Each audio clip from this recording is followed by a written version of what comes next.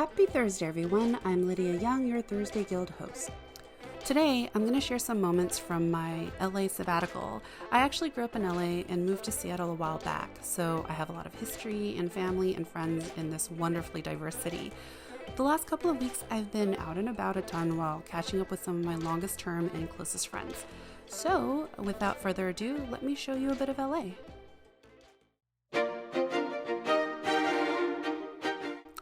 So LA has some gorgeous high tea spots. Before I went on the AIP diet, I dragged my friend, she loves tea and she found the spot, so it was a mutual dragging to the Millennium Biltmore Hotel in downtown. Interesting fact, this hotel is host to many Hollywood movies and music videos. In fact, one of my favorite movies, Ghostbusters, was shot here. It was when the Ghostbusters had their first call to the Sedgwick Hotel, which in the movie was supposed to be in Manhattan. It was actually shot at the Biltmore in LA. So, this hotel is a stunning and historic site.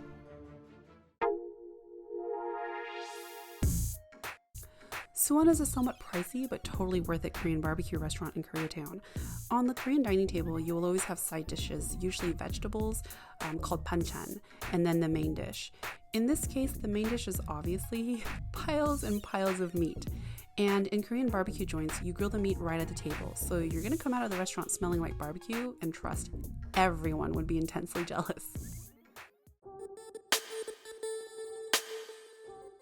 Tanseongsa is an institution in Koreatown. It has been around forever, and it has some of the best Korean drinking food in LA, which is actually saying a lot since LA's Koreatown has the best Korean food outside of Korea. When I lived in LA, their menus were only written in Korean and all of the patrons were Korean. Now, Koreatown has gotten more diverse, and when I came here a couple of weeks ago, they had both an English and Korean language menu, and the crowd was fairly mixed. Despite the complexities and consequences of gentrification, that level of diversity in a once Korean patronized only drinking hole was pretty amazing to see. I can't remember the name of this cafe. Koreatown has a ton of Korean cafes, which are all amazing, and many of them are open till like 2 in the morning. Anyway, this bread dessert concoction thing was absolute heaven. I used to take midnight drives down Sunset Boulevard through the Strip and Beverly Hills and Brentwood until the road spit me out onto Pacific Coast Highway. I would then drive along PCH up to Malibu and then back down through Santa Monica, past Venice Beach, and then I'd always end up at the Marina Harbor in Marina del Rey. It was my escape from the hustle and bustle of LA, like a time to relieve stress and to dream and to be introspective. Even though I hadn't lived in LA for a while, I still consider it my go-to special spot.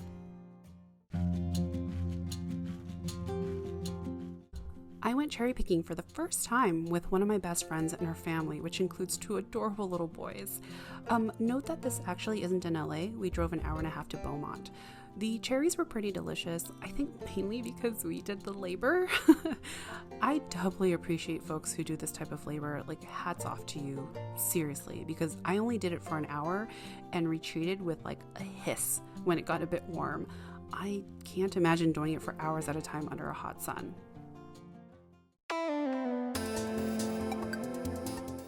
I love Seattle, but one of the things I miss about LA is its historic cultural neighborhoods. Like it has Little Armenia, a ginormous Koreatown, Chinatown, Little Ethiopia, Filipino town, Thai town, etc.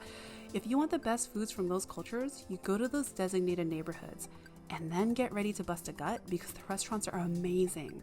One of the well-known neighborhoods is Little Tokyo in downtown, but the locals also know of another little segment of Japanese culture, Sawtelle Japantown, which is a couple of blocks of Japanese-centric food and shopping on the west side. And in that little area, we went to the Tokyo Japanese Outlet, which features all of these adorable toys and pencils and pens, but also useful home goods.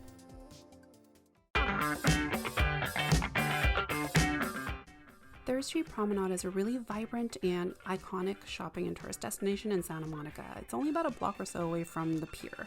So LA being LA, if you stay here long enough, you'll see your fair share of celebrities meandering about. But if you go to the promenade or hang in Santa Monica enough, you'll definitely spot one. I've seen Edward Burns, Leonardo DiCaprio, Christina Applegate's husband, sorry, forgot his name, Tom Cruise, though that was at a movie premiere in West LA, and some others. Even if you aren't into shopping, it's really nice to just take a stroll through the promenade. And who knows, you might be lucky enough to run into Chris Evans, or in my case, Mark Ruffalo or David Tennant. Rawr. And those are some of the highlights of the last 2 weeks. I didn't take a video of every single thing that I did, but I thought I'd share some moments with you. I really took some time to reacquaint myself with my hometown. There was a lot of nostalgia, a lot of, oh crap, that's still here, and plenty of, what happened to this? What is that new thing? A lot of people think LA is a shallow town full of folks who get cosmetic surgery to look like Playboy bunnies, but that's just a surface level story.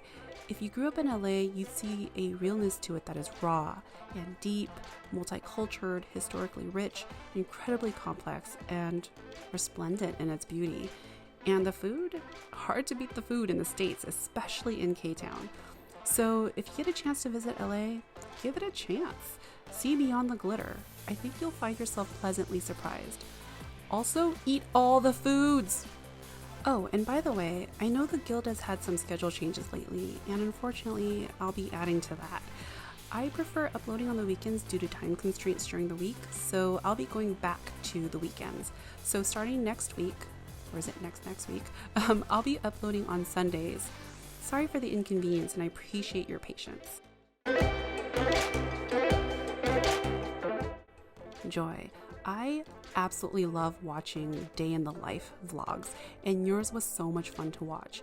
And yeah, we have way too much fun during our focus sessions, but that just makes life sweeter.